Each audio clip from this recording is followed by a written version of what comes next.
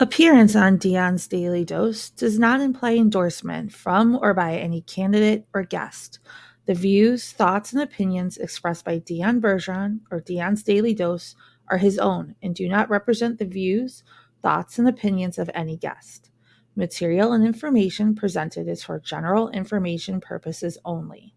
The Dion's Daily Dose name in all forms and abbreviations are the property of its owners, and its use does not imply endorsement of or opposition to any specific organization, product, or service.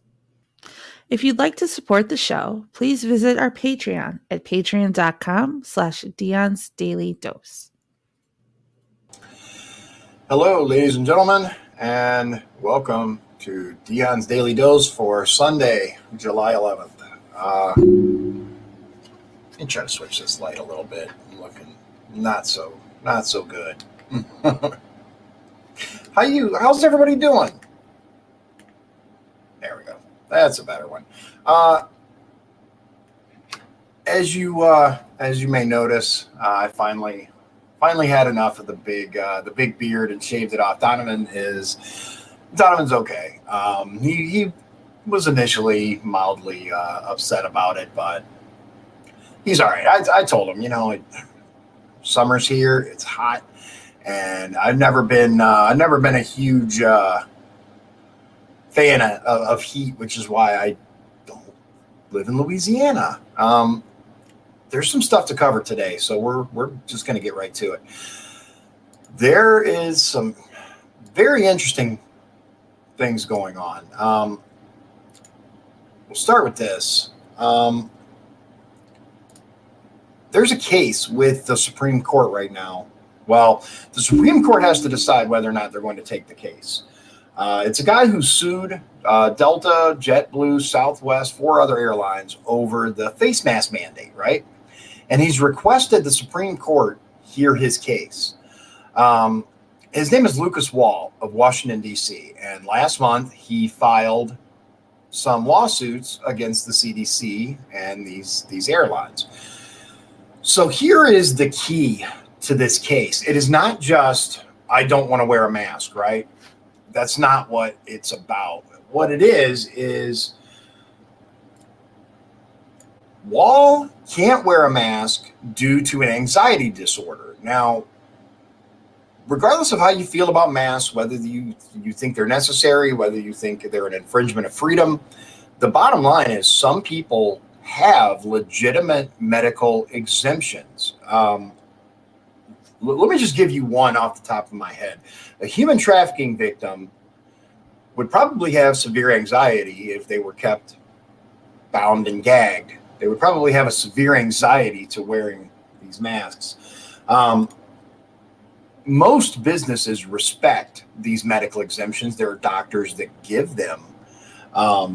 So they are a valid exemption. Wall said in his 99-page Supreme Court application, quote, "I respectfully ask for relief no later than Friday, July 16th, because I have a flight booked to Germany on Saturday, July 17th, to visit my brother and his wife." Now, here's the thing, right? He has to go through the lower courts first before he gets to the Supreme Court normally. But he's trying to sidestep the process. It's not sure if the Supreme Court will consider this to meet the threshold for irreparable harm, but here's kind of the summation of this. Joseph F. Kubilka, chair of political science at Southern Methodist University, said the court would be more likely to take up Wall's emergency application if a broad group of Americans were in situations similar to Wall's. Otherwise, he doubted it would get traction. However, he did say, I also said the court would never take Bush v. Gore. So it's hard to say. The earlier lawsuits were filed in Orlando in the 11th Circuit so that his application would be sent directly to Judge Clarence Thomas. Haberfeld, professor of law, policy, and management at Boston University, said it's doubtful he would have a sympathetic ear in Justice Thomas, even though Thomas has long wanted to limit congressional authority over commerce. Wall thinks his arguments are strong. No one is wise enough to predict what the Supreme Court will do on any given issue, he said, and that's very true. He did add, if the Supreme Court denies preliminary injunction, then that's the end of the road for that avenue. Emergency requests to the Supreme Court, like Walz, have become more frequent during the pandemic, creating what scholars have called a shadow docket. She said legal scholars have been studying the shift, which included pandemic-era requests over whether churches and businesses should have been closed during the spread. Ladies and gentlemen, it really just comes down to, if you know someone, especially someone with a valid medical exemption for masks, I'm not trying to turn this into an anti-mask rant, but if you would like to see people with a valid medical exemption not be forced to choose between putting themselves in emotional distress or potential medical issues by wearing a mask in order to fly or not flying, keep an eye on this case at a minimum. If you know someone, let them know this case is going on. They can get involved.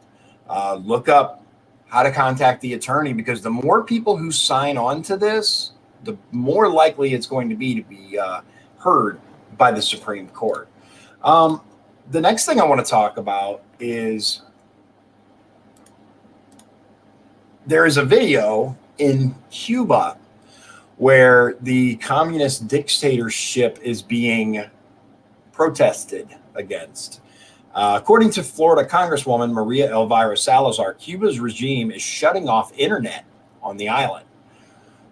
That sounds familiar. It almost sounds like they don't want people to hear what's going on. Thousands of Cuban protesters have taken to the streets demanding an end to the country's communist dictatorship. Kevin McCarthy tweeted, "After decades of suffering through a communist dictatorship, the Cuban people deserve liberty. I am proud to stand in solidarity with the people of Cuba who are calling out for freedom." Steve Scalise said, "America stands with the people of Cuba as they fight for their freedom." Look at the pictures, especially this one here. Look at the people in the streets. Spontaneous street protests breaking out in several cities in Cuba with chants of "No tenemos miedo." We are not afraid. I probably butchered that, so my apologies to my if anyone actually speaks Spanish, I apologize. Frustration with the dictatorship's incompetence, greed, and repression is mounting rapidly. U.S. officials on both sides of the political aisle issued statements on social media expressing their support of the demonstrations and expressed solidarity with the people of Cuba. They also shared footage where protesters could be heard chanting, "We are not afraid." Look at the thousands of people that have had enough. They have said, we're done. We're done. We do not want to be controlled anymore. We do not want these people to continue to be a crushing boot on the neck of freedom. Good for them. I mean, I hope that it ends up working out for them. The next thing, this is like a week ago almost. Now, I'm just gonna read the headline. Psaki encourages private companies to use vaccine passports. That's an innovative step that they will take. Some colleges, cruise lines, and other private entities have started mandating vaccines. Now,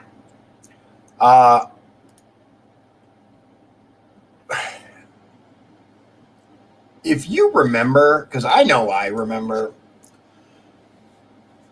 weren't we told over and over and over again by the media that what the White House says matters? You have to be very careful. You can't talk about, doing this and that or making this and that happen with private businesses. You can't encourage businesses. We were told that for 4 years, right? What your words matter, tweets matter, all this stuff matters, right? Why now is the quote unquote administration so hell bent on making sure that businesses do what they want? We know why, but let me see if I can bring this up.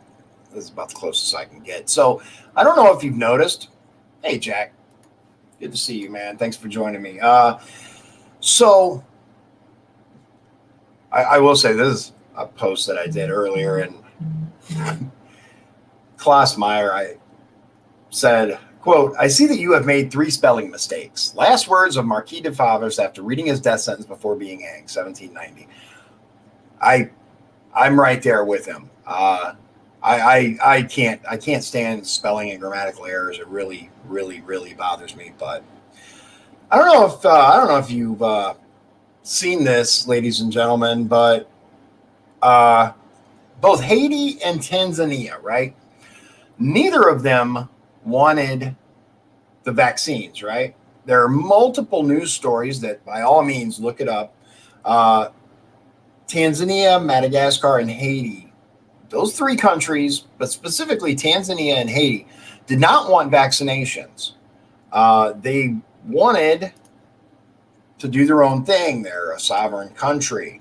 Haiti was still waiting for it. Tanzania, we don't want it, right? March, John Magufuli, Tanzania's president, dies age 61 after heart complications, or excuse me, let's go back there.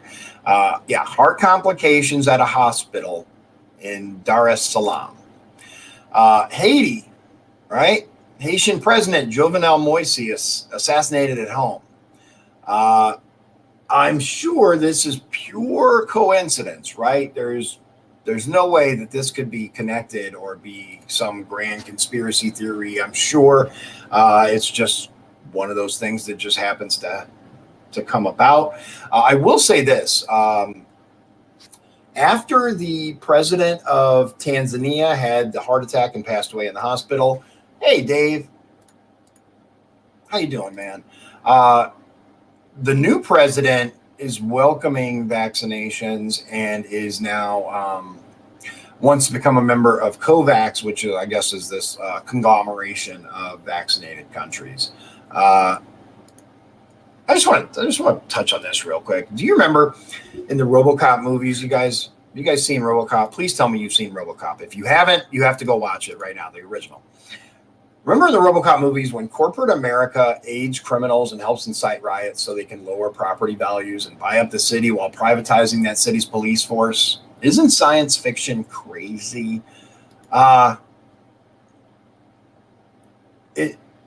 It's absolutely mind-blowing how many parallels are drawn between what happens in these old, especially these old sci-fi movies, but just in general with movies and television. And then suddenly we see the effects. I don't know. I don't know what more to say to that other than it's really important that we pay attention to what's going on. There's some more out there, but listen, really, really important. The Legion in Laporte, the American Legion, Hammond Gray, Post 83. Somebody stole their flags. The flags that were out front. Hold on, let me get some volume here for you, and let's see if I can let you guys hear this. Set of military flags that was stolen from our post yesterday. Yeah, I got it all the way up. Between 12 and 3 p.m. Please keep an eye out for these flags. These are the flags. You're not gonna be able to hear it. These are the flags that were outside the post. This is just a facsimile of the flags. They had all these flags out there, and some piece of garbage stole some flags outside of the American Legion. Absolutely disgusting. I don't know what kind of person you need to be to do that, but yeah. One more little thing before we talk about some other stuff. A local TV news crew was held up at gunpoint during an interview on crime. It's amazing.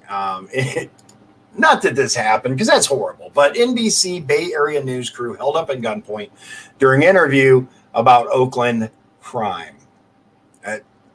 The story writes itself. I mean, there's the headlines for you. The story writes itself.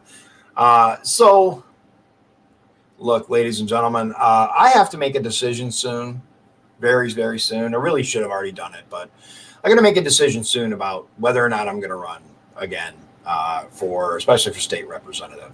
I don't know. I'm very, very, very likely going to run. I don't. There are a few little things that I have to work out, but it really, for me, it comes down to I want to be able to look at my children and tell them I did the best that I could, that I did everything that I could. I don't know if there's some other way that I could affect the change that I want to see. I don't know if there is something else that I could do that would be better. I am not naive enough to believe that just by getting elected, I'm going to walk into Indianapolis and everything's going to change. I'm suddenly going to expose everything and pass everything that I want to get passed or any of that. I don't believe that. I do believe, however, that Americans are tired. I know I am. We're sick and tired of watching these people that we press the button for to represent our interests, not representing our interests. We're sick and tired of watching these people vote for the most ridiculous, convoluted legislation that's out there with no explanation, with no accountability whatsoever. Unfortunately, that's the reality. Am I going to be able to walk in and change all that? Of course not. But what I can do is I can get in there and I can show you, what's really happening, how it's really going on. And I can vote for the things that matter to you. I'm not going to vote for frivolous, unnecessary legislation. Number one, we have way too many laws on the books as it is. It is so hard, practically impossible to get a law off the books once it's on. I really want to work on that. I'm going to be honest. I really want to try to make it easier to get rid of some of these frivolous, unnecessary laws that are already on the books. I truly believe in limited government. I believe that government should only be there to do things the citizens themselves cannot accomplish. For example, unified defense, the National Guard, the Army. The problem is when these things are turned against their own citizens, which is exactly what the founding fathers were afraid of when they instituted the Second Amendment. The Second Amendment does not grant you rights. The Constitution itself does not grant you any rights. What it does is it protects your rights from the government. It ensures that the government cannot overstep its boundaries. And it already has in so many cases, but we know this. You know this. So that's the decision that I'll have to make. Seriously, if any of you know a way that I can make the difference that I want to make, the changes that I want to see, but that all of us really, I truly believe, want to see happen, at least the vast majority of us, without running for office, by all means, let me know. I am always open to suggestions. You guys know this. Those who watch me know that that's why I'm here. That's why I talk to you, so we can have a discussion. It's not just about me making a video and talking to you and showing you various news articles. It's so we can have a discussion about it. I really wish more of our so-called elected officials that are there to so allegedly represent us would have these discussions. If these people show up to town halls, how long do they stick around? How long do they actually answer questions? They don't, right? We've seen videos of people, Republicans even, that come to these things and just shut down discussion. It's very, very frustrating. If you know of a way that I can affect the changes that you'd like to see in a way other than running for office or something like that, let me know. The biggest problem that I see as a country, the way that the laws are, the way that the election laws are, we have the means to fix everything that's going wrong in this country. We have the means to put a stop to the things that are happening. But our biggest issue is we don't have qualified candidates. And by qualified, I mean, A, people that are willing to put their names on the ballot. B, people that are able to withstand the vitriol and hatred that comes for anyone who doesn't stick to the narrative, right? Anyone who doesn't bend the knee to the woke mob. I personally don't care. I am fully prepared to withstand whatever comes my way, but we don't have enough of those. National, all the way down to local levels. Let's face it, most people who run for office do so because they want to get rich or they want to utilize the office to do the things that they want to do.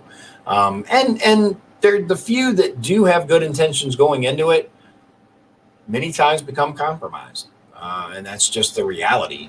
I mean, Trump showed us that. At the same time, it's no secret that they come for you, right? Will that happen as a state rep? Probably not. I mean, I don't think they care enough yet.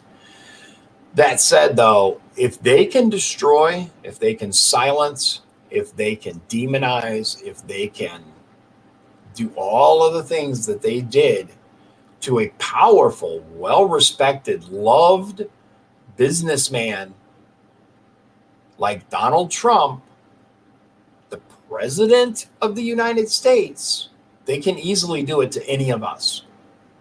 It's just that simple. We've seen that. So I'm willing to do it. I'm willing to take that target, that bullseye. But if there's another way that you know of, let me know. I got to make a decision soon. I have to come out and announce and get my stuff together, start having my fundraisers, start doing my my politicking stuff. But I'm going to tell you this, and let's just throw this out there. I'm going to be me. I'm not going to be a polished, double talking politician. I'm not even going to be quite as careful as I was last time. I'm just going to be me for what that's worth. So, ladies and gentlemen, thank you again for joining me. I appreciate it. I'm working on a detailed, in-depth video about the new laws that were passed that just went into effect. We're gonna cover those. I think I'm gonna do a few videos. Just take a couple at a time and really kind of look into them and see what they mean for you, because we're told about these laws, right? We're told, okay, so this, like, for example, let me give you a quick example. There was a law that was changed regarding THC levels in drivers, right? Senator Bohacek was actually the author of this bill. And basically, it doesn't make it okay to drive under the influence. Let me be very, very clear. It doesn't do that. What it does, though, is prior to this legislation, if you had basically any amount of THC in your system because after a serious accident, they draw blood, they do testing, right? If you had any amount of THC in your system, you could be on the hook for a felony, and often were, right? This new legislation makes it to where only if you're above a certain amount, because let's face it, Michigan, it's legal. Illinois, it's legal. I think even Ohio, it's legal. Kentucky is working on it. All around us, marijuana is legal. Cannabis is legal. It is what it is. Well, if, for example, you went to Michigan, enjoyed the weekend with some friends, and then you came back, you would have a level in your system. Let's say you partook of cannabis while you were in Michigan. You were there for the weekend. You did it on Friday. You come home on Sunday. Obviously, it doesn't affect you. Even the even the most hardcore anti-THC people know that it doesn't affect you 3-4 days later, right? But you come home, you're coming into Indiana, you get just across the line, you're a few miles down the road, and you get into a serious automobile accident that isn't even your fault. They run testing, they draw blood. Prior to this legislation, if you still had that THC in your system, you could be on the hook for a felony. Now it compares the levels. Okay, so if you're under a certain amount, I don't have the numbers right now, but if you're under a certain amount, obviously you weren't under the influence when you were driving. I think it's positive. I think it's good. I'm actually going to reach out to Senator Bohacek and see if we can get him to come on the show and we can talk about it. But that's just one example of these laws. No one explains these laws, right? No one gets on here, and at least that I've seen, and explains, okay, so here's this law. Sure, you might see an article, quick snippet as to how the laws change, but what do they mean for you? And I think we're in dire need of that. So thanks for joining me. Yeah, it's going to be interesting to say the least, Dave. On the one hand, I'm kind of looking forward to see what they come up with, but thanks for joining me. I hope to talk to you all again very, very soon. I'll get those get the last bit of that ironed out for you, and hopefully we can get started on diving into these laws. Look forward to talking to all of you again very soon. God bless you. Seriously, God bless you. God bless Indiana, and God bless the United States of America. If you'd like to support the show, please visit our Patreon at patreon.com/Dion's Daily Dose. This has been Dion's Daily Dose, hosted by Dion Bergeron. Executive producers Sean Holgram and Michael Beebe. Copyright 2021. Dion's Daily Dose, all rights reserved.